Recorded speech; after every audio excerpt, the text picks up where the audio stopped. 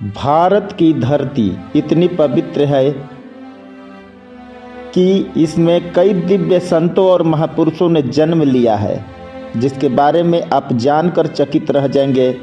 ऐसे ही एक दिव्य संत थे देवराहवा बाबा, जिन्हें आप योगी, तपस्वी, महात्मा, दिव्य आत्मा या जो भी अपने मन में एक अच्छे व्यक्तित्व का निर्माण करता हो, वह सभी शब्द आप उनके लिए प्रयोग कर सकते हैं। तो आप सुन रहे हैं ओम सदाशिव यूट्यूब चैनल और मैं रंजन कुमार सिंह। नमस्कार दोस्तों,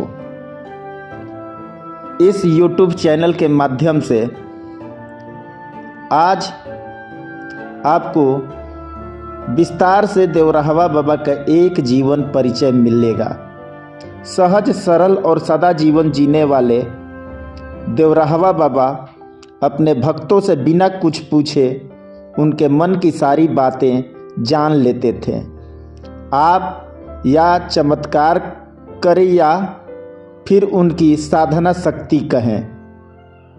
ऋषि मुनियों के देश में, भारत में ऐसे कई महान संत हुए जिन्हें दिव्य आत्मा कहा जाता है। ऐसी ही दिव्य आत्मा में से एक देवराहवा बाबा बहुत ही सहज, सरल और शांत प्रवृत्ति के थे। बाबा को बहुत ज्ञात था कि उनके मिलने के लिए देश दुनिया से बड़े बड़े लोग आते थे, जिनके बारे में उनको आगे मन की बात सहज ही जान लेते थे। बात की जाए अगर देवराहवा बाबा की जन्म की, तो यह एक अनसुलझा रहस्य ही रह गया है, क्योंकि बाबा ने किसी भी इंटरव्यू में अपने किसी भी भक्त को अपने जन्म के बारे में कभी नहीं बताया। लेकिन जब बार बार पूछे जाने पर वो मुस्कुराकर यही जवाब देते थे कि बच्चा, मेरी उम्र तुम नहीं जान पाओगे। लेकिन उनकी जटाओं से उनकी उम्र का अंदाज लगाया जाए तो शायद 250 साल से 900 साल के बीच की रही होगी।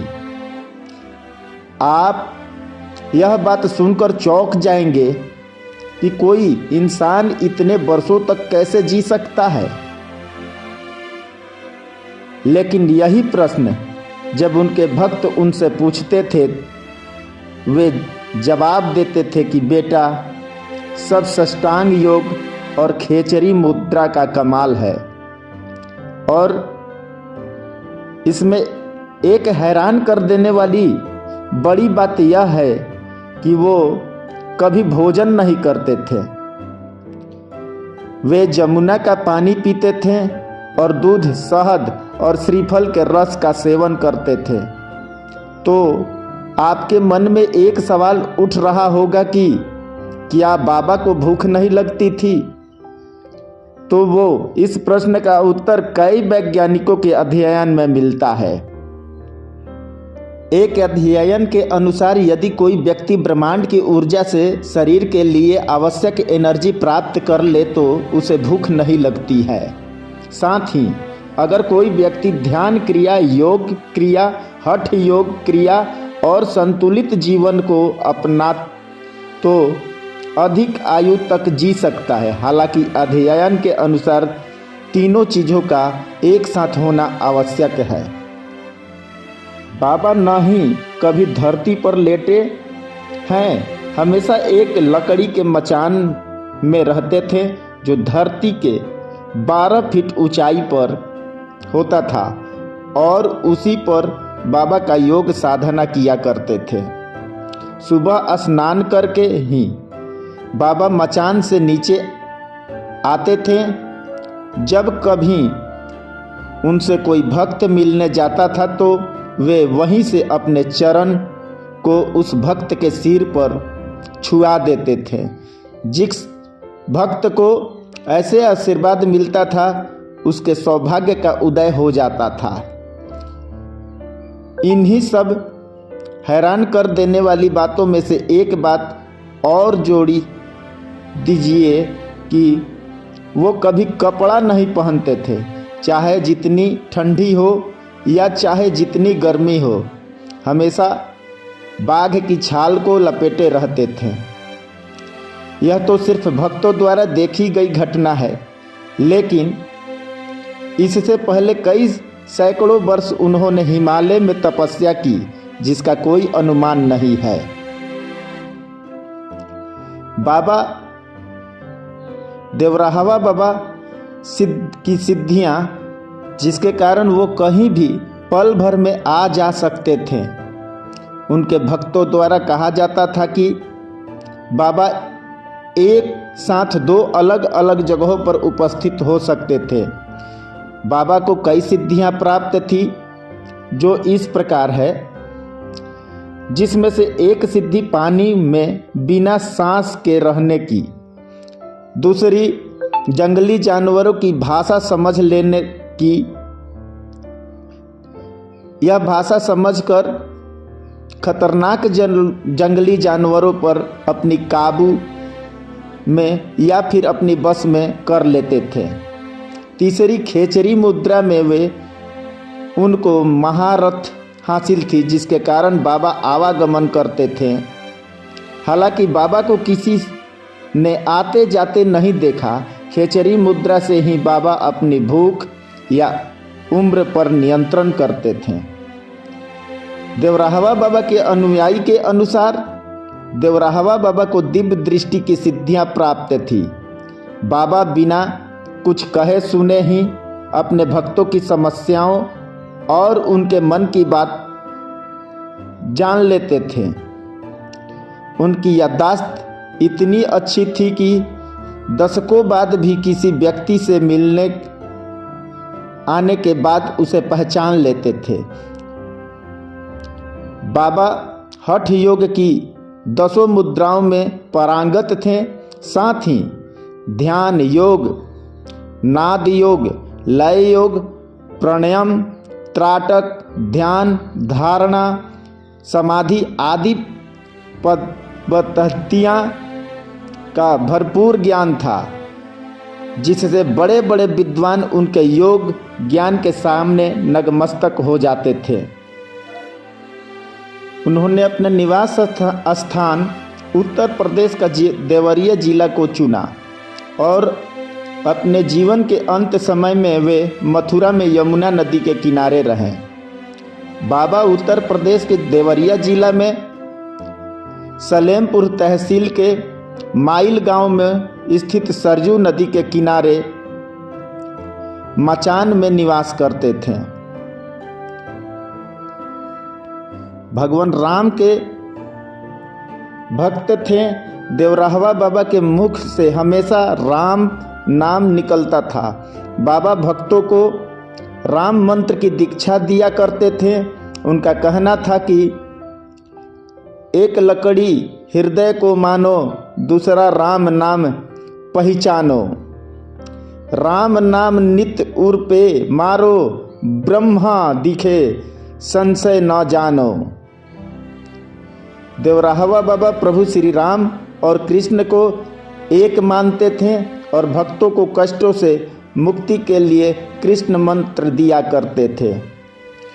ऊ कृष्ण वासुदेव हरय परमात्मने, प्रणातः क्लेश नशय गोविंदय नमो नमः। बाबा का कहना था कि जीवन को पवित्र बनाए, बिना ईमानदारी, सात्विकता, सरसता के बिना भगवान नहीं मिलते। इसलिए सबसे पहले अपने जीवन को शुद्ध व पवित्र बनाओ। बाबा वैसे तो कोई नियमित प्रवचन नहीं करते थे, लेकिन एक बार तीर्थराज प्रयाग में महाकुंभ के अवसर पर 1889 में विश्व हिंदू परिषद के मंच से संदेश दिया। बाबा गौ सेवा, गौ रक्षा के पुरजोर समर्थक थे। ऐसे ही उन्होंने श्री राम मंदिर के लिए भविष्यवाणी की थी कि जो अंतोगत्वा सच साबित हुई। बाबा की जाए कि बाबा की भक्तों की देश दुनिया के लाखों ऐसे भक्त हैं जिन्होंने बाबा के समाधि पर आज भी आते जाते हैं। लेकिन बाबा के कुछ ऐसे ही भक्त हैं जिन्हें आप जानते हैं। ब्रिटिश शासक जॉर्ज पंचम 1911 में जब भारत आया था तो वो बाबा से मिलने देवरिया गया था। पूर्व राष्ट्रपति डॉक्टर राजेंद्र प्रसाद, महामना मदन मोहन मालवीय और पूर्व प्रधानमंत्री लाल बहादुर शास्त्री, इंदिरा गांधी, राजीव गांधी, अटल बिहारी वाजपेयी और पूर्व गृह मंत्री बूटा सिंह जैसे महान राजनीतिक हस्तियां उनके भक्त थे। इसके अतिरिक्त फिल्मी दुनिया की कई नामचीन हस्तियां और बड़े बड़े अधिकारी भी बाबा के भक्त रहे हैं, जो समय समय पर बाबा से आशीर्वाद लेने जाया करते थे। बाबा तो हर पल हर क्षण चमत्कार किया करते थे, लेकिन कुछ प्रसिद्ध चमत्कार आपके लिए प्रस्तुत कर रहे हैं। देश के प्रथम राष्ट्रपति डॉक्टर राजेंद्र प्रसाद के कथनानुसार जब वे बचपन में अपने माता पिता के साथ बाबा जी के दर्शन करने गए थे तो बाबा देखते ही बोले पड़े कि यह बच्चा तो राजा बनेगा। तो डॉक्टर राजेंद्र प्रसाद राष्ट्रपति बनने के बाद बाबा को पत्र लिखकर धन्यवाद कहा और वर्ष 1954 में प्रयागराज के कुंभ में बाबा का सार्वजनिक पूजन भी किया। एक बड़ी ही रोचक घटना, इलाहाबाद हाई कोर्ट के एक वकील ने जो बाबा के भक्त थे दावा किया था कि बाबा अपने शरीर त्यागने का समय 5 वर्ष पहले ही बता दिया था। देश में आपातकाल के बाद चुनाव हुए तो इंदिरा गांधी हार गई, उन्हीं की जमानत जब्त हो गई थी, जिसके बाद इंदिरा गांधी देवराहवा बाबा के आशीर्वाद लेने गई थीं और उनसे कहा कि हमारी पार्टी का चुनाव चिन्ह बाबा जी बताएं, और बाबा ने हाथ उठाकर इंदिरा जी को आशीर्वाद दिया। और उसके बाद इंदिरा गांधी ने हाथ का पंजा पार्टी का चुनाव चिन्ह रखा। इसके बाद इंदिरा गांधी को देश में प्रचंड बहुमत प्राप्त हुआ था और वे प्रधानमंत्री बनी थीं। बाबा का निर्जीव वस्तुओं पर नियंत्रण था और बाबा पेड़ पौधों से बात करते थे। उनके आश्रम में बबूल के पेड़ लगे हुए थे, लेकिन उसमें कांटे नहीं होते थे। और तो और उनके आश्रम में लगे बबूल के पेड़ खुशबू भी बिखरते थे। राजीव गांधी बाबा के बहुत बड़े भक्त थे। एक बार राजीव गांधी बाबा का आशीर्वाद लेने उनके आश्रम आना चाहते थे, जिसकी उन्हें अधिकारियों से विधिवत योजना तैयार की। राजीव गांधी के आने के पहले उनके अधिकारी सुरक्षा का जायजा लेने बाबा के आश्रम आए तो आश्रम के पास एक ऐसा बबूल का पेड़ था जिससे सुरक्षा कारणों से काटना अति आवश्यक था। जब बाबा को इस बारे में पता चला तो उन्होंने अधिकारियों को बुलाकर कहा, यह मेरी मित्र है, मैं इससे बातें करता हूँ, इस बेचारे का क्या दोष जो इसे काटा जा रहा है। इस पेड़ को मत काटो, जाओ, तुम्हारे प्रधानमंत्री का दौरा रद्द हो जाएगा।